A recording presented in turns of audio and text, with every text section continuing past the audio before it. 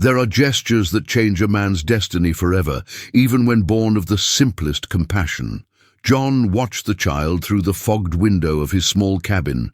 The boy must not have been more than 8 years old, but his eyes carried the hunger of someone who had always known scarcity. He was standing there, between the wooden fences that demarcated his modest property, just watching. He didn't ask for anything. He did not extend his hands. It only existed at that moment, suspended between necessity and dignity. The farmer knew that expression well. He had grown up with it, mirrored in his own face during the harsh winters of his childhood in Tennessee. Now, at the age of 52, settled a decade ago in those arid lands of Arizona, John had learned that survival depended as much on generosity as on caution. But there was something about that child that messed up his carefully constructed defenses. The wind blew hard that afternoon, kicking up clouds of red dust that danced among the parched bushes. The sun punished relentlessly, turning every shadow into a precious refuge. The water in the well that John had dug with his own hands was low, but there was still enough. There was always enough to share, he thought, watching the boy's chapped lips. Wordless, John walked to the kitchen.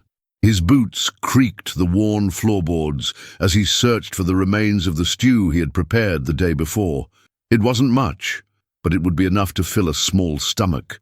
He added a piece of crusty bread and a mug of fresh water. His movements were precise, determined by a decision that seemed to have been made long before that moment. When he opened the door, the child had not moved. It stood there, like a mirage that refuses to fade under the heat. John placed the food on a crumpled metal plate and walked slowly to the fence. The boy watched him, with eyes that seemed too old for that young face. John put the plate down and stepped back a few steps. He said nothing. Words seemed unnecessary in that silent theater of human need. The boy approached with the same caution as a wild animal, picked up the plate, and began to eat with a controlled voracity that broke the farmer's heart. As the child ate, John noticed the worn clothes, the bare and calloused feet, the skin burned by the merciless sun. He was an Apache child, that was obvious from his features and the way he moved, always alert, always ready to disappear into the arid landscape. In recent months, conflicts in the region had intensified, and the presence of natives near the settlers' properties rarely meant anything good. But here was only a hungry child, and John could see nothing beyond that. When he finished eating, the boy drank the water in small, careful sips, savoring every drop as if it were the last liquid he would taste in his life. Then he put the empty plate on the floor, made an almost imperceptible gesture with his head that could have been a thank you, and began to walk away. John watched him disappear among the rocks and bushes that surrounded his property. Silence returned to dominate the afternoon, but something had changed. The air felt heavier, loaded with meanings that the farmer could not fully decipher. There was a strange feeling that this simple gesture of sharing a meal had set in motion forces that were beyond his comprehension. That night, John slept restlessly. He dreamed of old eyes on young faces, of the sound of the wind carrying whispers in languages he did not understand, of shadows that moved around his hut like silent sentinels. He woke up several times, always with the feeling that he was being watched. But when he looked out the window, he saw only the vast darkness of the night desert. In the morning, when the first ray of sunlight touched his face through the small window, John knew immediately that something was different. The silence was not the same. There was a quality in the air that made every muscle in his body contract in instinctive alertness. He got up slowly, put on his boots, and walked to the door. He took a deep breath before opening it, as if he were preparing to face the unknown. When he finally pushed away the worn wood, the light of dawn revealed a vision that made his heart stop for an instant. They were there, dozens of them, perhaps more than 100, Apache warriors arranged in a semicircle around their small property, mounted on painted war horses, with spears raised against the copper-colored sky. Their faces were masks of determination and purpose, marked by the ritual tints that told stories of honor and revenge. John remained motionless on the doorstep. his fingers squeezing the worn wood until his knuckles turned white. His heart beat hard against his ribs, but his feet seemed to have taken root in the dirt floor. I had never seen so many warriors gathered in one place. The sight was both majestic and terrifying. The leader of the group was mounted on a pinto horse in the center of the formation. He was a tall, middle-aged man with scars that told stories of ancient battles. His presence commanded respect even in silence. The other warriors stood still like statues, waiting for some sign that John couldn't interpret. The morning wind made the feathers caught in her hair and the fringes of her leather clothes tremble. Slowly, almost as if emerging from a dream, John recognized something familiar among those painted faces. There, riding on a small pony next to the leader, was the boy, the same child he had fed the day before. His eyes met John's across the distance, and for a moment the farmer saw something that looked like gratitude mixed with a deep sadness. The silence stretched out like a taut rope about to break. John could hear his own breathing, the soft creak of the saddle leather as the horses moved restlessly, the distant hum of flies that were already beginning to appear in the increasing heat of the day. Every second seemed to last an eternity. It was then that the leader dismounted. His feet touched the ground with a softness that contrasted with his imposing appearance. He walked slowly toward the wooden fence that separated John's property from the rest of the wild world. The other warriors remained mounted, but John could feel the tension intensify with each step of the man towards him. When the leader got close to the fence, he stopped. His eyes were dark as polished stones, and they studied John with an intensity that seemed to pierce directly into his soul. There was wisdom in that gaze, but also a harshness forged by years of conflict and loss. John swallowed, his mouth suddenly parched, as if he had swallowed desert sand. The Apache reached out and pointed to the boy. Then he gestured toward the spot where John had placed the plate of food the previous afternoon. His hands moved in the air, telling a wordless story about hunger, food, gratitude. John began to understand that this was not a war visit, at least not yet. Slowly, the farmer left his cabin and walked towards the fence. Each step seemed to echo in the morning silence like the ringing of a bell. When he got close to the Apache leader, he could see the deep marks that time and battles had left on his face. He was a man who had seen much suffering, both caused and received. The leader pointed again to the boy, then to John, and made a gesture that seemed to indicate gratitude. His hands moved, describing the act of eating, of drinking water, of finding food when there was none. John nodded slowly, beginning to understand that his simple kindness had been observed and acknowledged. But there was something more to the leader's gestures. His hands moved, indicating the warriors around, then the earth, then the sky. John realized that he was being told about something bigger, something that went beyond simply thanking for a meal. The movement spoke of territories, of conflicts, of decisions that had been made in councils held under the stars. The Apache once again pointed to John, then to his small estate, and made a gesture that seemed to indicate protection. His hands drew in the air something that resembled a circle around the cottage and the farmer's land. John felt a shiver run down his spine when he understood the meaning. He was being marked as someone to be spared. The leader turned and walked back to his horse. He mounted with the agility of someone much younger and made an almost imperceptible signal to his warriors. As if they were moved by a single mind, they all began to drift away simultaneously. The sound of hooves on dry land created a deep symphony that echoed through the valley. John stood by the fence, watching the impressive procession move away. He could see the dust rising in golden clouds against the light of the rising sun. The warriors moved as a single entity, flowing over the barren landscape like water upon rocks. Within minutes, they were completely gone, leaving only traces in the sand, and the feeling that something monumental had just happened. When the last echo of the hooves faded, John realized that he was trembling, not out of fear exactly, but out of a deep understanding that his life had been irrevocably altered. The simple kindness of feeding a hungry child had created waves that spread far beyond his small estate, touching lives and destinies in ways he could never have imagined. He walked slowly back to his cabin, his thoughts swirling like dry leaves in the wind. He knew that it was not over. It was just the beginning of something much bigger, something that would test not only his courage, but also his humanity, in a world where the line between friend and foe often dissolved like mirages in the scorching desert. 3 days have passed since the encounter with the warriors, and John has discovered that silence can be louder than any scream.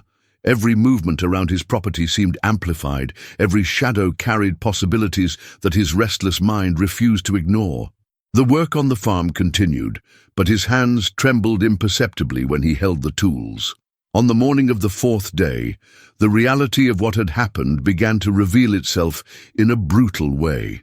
John was repairing a section of the fence when he heard the distant sound of galloping horses.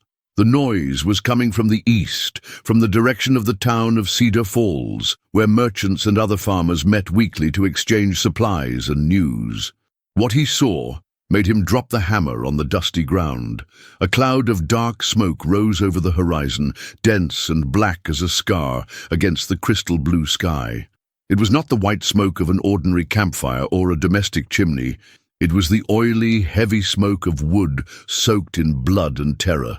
John ran into the cabin and grabbed his telescope, a relic of the times when he dreamed of exploring unknown territory. With trembling hands, he focused the lens in the direction of the city. What he saw made his stomach writhe like a wounded snake. Cedar Falls was ablaze. Through the fogged lens, he could make out figures running between the burning buildings.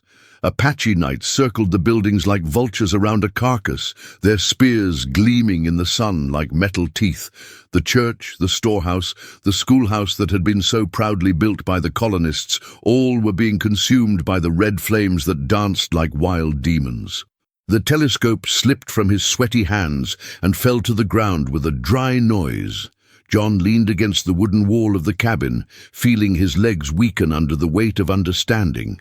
The attack was not random. It was systematic, planned, executed with the military precision that only experienced warriors possessed.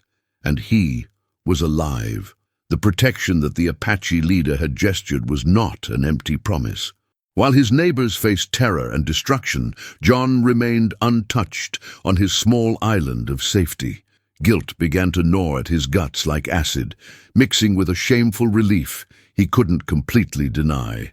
Throughout that afternoon, John watched the smoke rise and slowly dissipate. As the sun began to set, tinting the sky blood red, a deathly silence had settled in the direction where Cedar Falls used to exist. There were no more screams, no more sounds of battle. Only the wind whispering through the parched bushes and the distant wail of coyotes sniffing opportunities in the growing darkness. That night, John couldn't sleep. Every sound made him jump out of bed sweaty. Every shadow that danced on the wall seemed to carry the faces of people he knew. Thompson, the storekeeper who always sold him supplies on credit when money was tight. Mary Sullivan, the schoolteacher who had arrived from Boston, full of dreams of civilizing the Wild West. Pastor Williams, who preached about compassion and forgiveness, even when life in the desert tested the faith of the most devout. Were they all dead? Had his goodness been bought with the blood of innocents? On the 2nd day after the attack, John made a decision that he knew was dangerous, but that he couldn't avoid. He saddled his horse and rode toward the smoldering remains of Cedar Falls. The path that normally took 2 hours to travel seemed to last an eternity. With each step of the animal, the smell of smoke and death grew stronger, impregnating its clothes and lungs.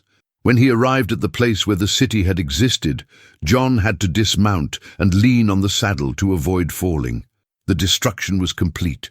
There was nothing left but charred rubble and ashes that the wind scattered like ghosts across the red ground. Bodies lay scattered among the wreckage, some recognizable, others reduced to shapes that the mind refused to fully process. John walked through the rubble like a man in a trance. He found what was left of Thompson's warehouse, where a hand still held a shotgun that never had a chance to be fired.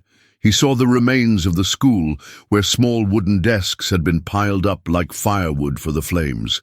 The church was completely destroyed, only the iron cross standing, twisted by the heat as a symbol of faith tested beyond limits.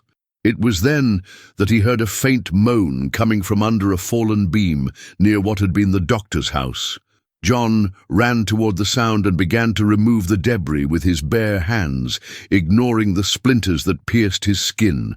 Under the charred wood, he found Sarah Mitchell, the blacksmith's young wife, still alive but badly injured. Her eyes were burned by smoke, her skin had terrible burns, but she was still breathing. When John lifted her gently in his arms, she muttered incoherent words about painted men and screams that echoed through the early hours. John carried her to his horse and brought her to his cabin, knowing that she was probably the only survivor of a tragedy he had inadvertently helped prevent for himself. As he rode back with a faint Sarah in his arms, John realized that his simple life was over forever. The kindness he had shown to the Apache boy had created a blood debt that extended far beyond his comprehension. Now, he carried not only survivor's guilt, but also responsibility for a life that depended entirely on his ability to keep compassion alive in a world that seemed to have gone completely mad. For 2 weeks, John became nurse, cook, and guard for Sarah Mitchell. The woman was delirious with a high fever, her moans echoing through the walls of the small hut like the laments of lost souls. John had turned his only bed into a makeshift hospital, sleeping on the hard floor over a pile of worn-out blankets. Sarah's wounds were deep, both in body and soul. Her hands had been burned when she tried to save her husband from the flames, and the scars formed like pain maps on her skin. In moments of lucidity, she recounted fragments of the attack, broken words over the sound of axes breaking doors, and screams that were silenced before they could even ask for mercy. John had learned to clean wounds with boiled water and clean rags, to prepare poultices with herbs that his mother had taught him decades ago in Tennessee. Her large, calloused hands, accustomed to the rough work of the farm, discovered a surprising delicacy when it came to caring for someone who was completely dependent on her compassion. During the long, silent nights, when Sarah was finally able to sleep without nightmares, John would sit on the porch and gaze up at the stars. The sky remained the same, indifferent to the human suffering that unfolded beneath its infinite vastness. The constellations shone with the same cold beauty as always, but John could no longer find peace in his contemplation. It was in the 3rd week that they arrived. John was changing Sarah's bandages when he heard the familiar sound of horses approaching. His heart raced immediately, but this time the sound was different. It was not the coordinated gallop of Apache warriors, but rather the weary trotting of animals that had traveled long distances. Voices in English echoed through the morning air, the harsh voices of men who had seen much and forgiven little. Through the window, John saw a patrol of American cavalry soldiers approaching. There were 12 men riding sweaty and tired horses, their blue uniforms covered in red desert dust.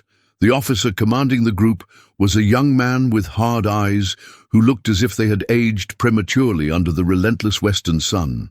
The soldiers dismounted and spread out around the property with the military efficiency of men accustomed to hostile territory. John walked out of the hut slowly, keeping his hands visible, knowing that any sudden movement could be misinterpreted by nervous soldiers in Apache territory. The officer approached with firm steps, his hand resting casually on the pistol handle. Her eyes scanned John from head to toe, then turned to the cabin, then to the surrounding lands. It was a look that catalogued details, looked for inconsistencies, looked for signs of betrayal or complicity. The lieutenant asked direct questions in a voice that did not admit of lies. He wanted to know how John had survived when Cedar Falls had been completely destroyed, why his property remained untouched when all the other farms in the area had been attacked, if he had seen the attackers, if there was any explanation for his extraordinary luck. John answered carefully, choosing each word like a man walking through a minefield. He told about the hungry child, about the plate of food, about the visit of the warriors, but he omitted the gestures of protection, the invisible mark that the Apache leader had placed on his property. He knew instinctively that this truth would be interpreted as collaboration with the enemy. The officer listened in silence, his eyes never leaving John's face. When the farmer finished his edited version of events, the soldier paused for a long, deliberate pause. The silence stretched like a rope about to break, loaded with suspicion and unspoken judgment. It was then that Sarah appeared at the door of the cabin. She leaned against the doorframe with difficulty, her bandages visible under the shirt John had given her. His face still showed the marks of the burns, but his eyes shone with fierce determination. In a hoarse but firm voice, she confirmed John's version, adding details about how he had risked his own life to rescue her from the rubble of Cedar Falls. The officer examined Sarah carefully, noting her wounds, her frail condition, the way she looked at John with genuine gratitude. Something in his expression softened slightly, but the suspicion still lingered like a shadow in his clear eyes. The soldiers searched the property for hours, looking for hidden weapons, suspicious supplies, any evidence of collaboration with the Apaches. They found nothing but the simple tools of a poor farmer and the makeshift medicine John had used to care for Sarah. Even so, the officer made it clear that the area was under constant military surveillance. Before leaving, the lieutenant informed him that a new policy had been implemented. All remaining civilians in the region would be relocated to the nearest military fort until the Apache threat was neutralized. It wasn't a request, it was an order. John and Sarah had 3 days to prepare for the move. When the soldiers finally left, leaving only clouds of dust and an oppressive sense of inevitable change, John sat on the porch and contemplated the end of his simple life. The farm he had built with his own hands, the land he had learned to love in its brutal aridity, everything would be abandoned. Sarah sat next to him, moving carefully so as not to reopen the wounds that were still healing. For a long time, they remained silent, two survivors contemplating an uncertain future in a world that had gone mad around them. John knew that the decision he had made to feed a hungry child would continue to echo through their lives in ways he could not yet fully comprehend. Kindness had become a mark he would carry forever, an invisible scar that connected him forever to the fate of people he might never see again. On the morning of the 3rd day, John was loading the last belongings into the wagon when he saw the lone figure approaching from the horizon. It was just a silhouette against the rising sun, but something about his posture, the way he moved, made the farmer's heart race with restless recognition. It was the boy. The Apache child walked alone through the barren expanse, his small footprints leaving barely noticeable marks on the red sand. There were no horses, no warriors, just a small, determined figure who approached the property as if fulfilling a sacred purpose. Sarah, who was helping pack the last medical supplies, noticed the sudden strain on John's shoulders. He followed his gaze and saw the child approaching. His fingers instinctively closed around the scarf he wore to cover the scars on his neck, but he didn't say anything. I had learned that silence sometimes carried more wisdom than words. The boy stopped by the wooden fence, in the same place where he had stayed weeks ago when hunger had brought him there. But now his eyes carried something different. It was no longer the desperate need of a hungry child, but rather the solemnity of one who had been chosen for an important mission. John walked slowly toward her, each step heavy with the awareness that this encounter would mark the end of one chapter and perhaps the beginning of another. When he got close to the fence, the boy held out his small hands. In his open palms, there was something that shone softly in the morning light. It was an Apache amulet, made of turquoise and carved silver, suspended by a tanned leather cord. John immediately recognized the significance of the gift. It was not just a thank you, but rather a symbol of protection, a permanent mark of respect that transcended cultural barriers and bloody conflicts between its peoples. The boy motioned for John to bend down. When the farmer knelt down, placing himself at the child's height, small hands placed the amulet around his neck. The metal was hot, as if it had absorbed not only the heat of the sun, but also the intentions and prayers of those who had created it. For a moment, the eyes of man and child met across differences in age, culture, and language. In that look, John saw something that moved him deeply: forgiveness. The boy knew what had happened in Cedar Falls. He understood that the protection granted to John had cost the lives of other innocents. But he also understood that kindness should not be punished, even when its consequences spread in unforeseen ways. The child moved away a few steps and pointed in the direction he had arrived. On the distant horizon, John could see mounted figures watching from afar. The Apache leader was there, along with some of his warriors, keeping a respectful distance, but making it clear that the boy had not come alone. Then the boy pointed to John, then to Sarah, then in the direction of the military fort where they were headed. His gestures were clear. They would be protected during the journey. The mark of protection extended beyond the abandoned property, following them into their new forced life. Sarah approached slowly, her simple clothes billowing in the morning wind. The boy looked at her curiously, noticing the bandages that still covered part of her burns. For a moment, John feared that the presence of the massacre survivor might create tension or hostility. Instead, the child did something completely unexpected. He walked up to Sarah and gently touched her injured hand. It was not a gesture of mystical healing or sacred ritual. It was simply the touch of a child who recognized suffering and offered the only comfort he could give: human presence in the midst of pain. Sarah knelt beside John, silent tears streaming down his scarred cheeks. For the first time since the massacre, her cry was not of pain or trauma, but of something more complex and profound. It was the cry of someone who had rediscovered that humanity could exist even in the most unlikely places. The boy stepped back and made one last gesture. He pointed to the sky, then to the earth, then he placed his hand on his heart. The message was clear. Some connections transcend the artificial divisions created by war and hatred. Goodness planted in barren soil can flourish in ways that defy all logic and expectation. With no more words or gestures, the child began to walk back to where he had come from. John and Sarah stood by the fence, watching the small figure move away until it became just a dot on the infinite horizon. When it finally disappeared completely, the distant figures of the warriors also disappeared, like mirages that dissolve with the increasing heat of the day. John touched the amulet that now hung from his neck. The metal had cooled, but it still carried the weight of everything that had happened.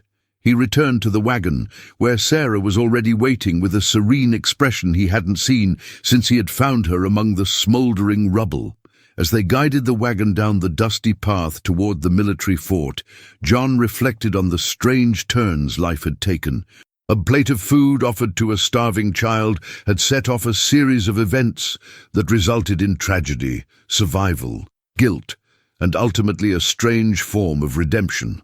The sun rose slowly into the cloudless sky, promising another day of scorching heat in the unforgiving desert. But for the first time in weeks, John didn't feel the oppressive weight of guilt crushing his shoulders. The Apache amulet swayed gently against his chest, reminding him that sometimes kindness creates waves that spread far beyond our ability to comprehend or control.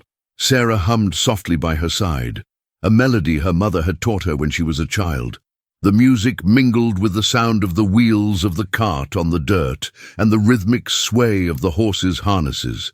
It was the sound of life going on, of hope persisting even when all seems lost. On the distant horizon, the military fort appeared as a dark spot against the golden expanse of the desert. It was the symbol of a new life that awaited them, full of uncertainties, but also of possibilities. John held the reins more firmly and smiled for the first time in many weeks. I had learned that compassion is a dangerous and unpredictable force. capable of saving and destroying with equal intensity. But he had also discovered that it is the one thing that makes life worth living, even in a world that sometimes seems to have gone completely mad. The amulet continued to swing gently against her chest, carrying with it the promise that some gestures of kindness echo through time like silent prayers, touching lives and changing destinies in ways only the heart can comprehend. If this journey of compassion and its unexpected consequences stirred your emotions, get ready for more intense, Wild West narratives that will test the limits of human nature in wild times. Subscribe to the channel so you don't miss any of these remarkable stories, and leave your comment below telling which moment of this saga of Farmer John touched your heart the most. Was it the simple gesture of feeding the hungry child, the tense encounter with the 150 warriors, the devastating discovery of Cedar Falls in flames, the dedicated care of the wounded Sarah, or the final moment of forgiveness and protection symbolized by the Apache amulet?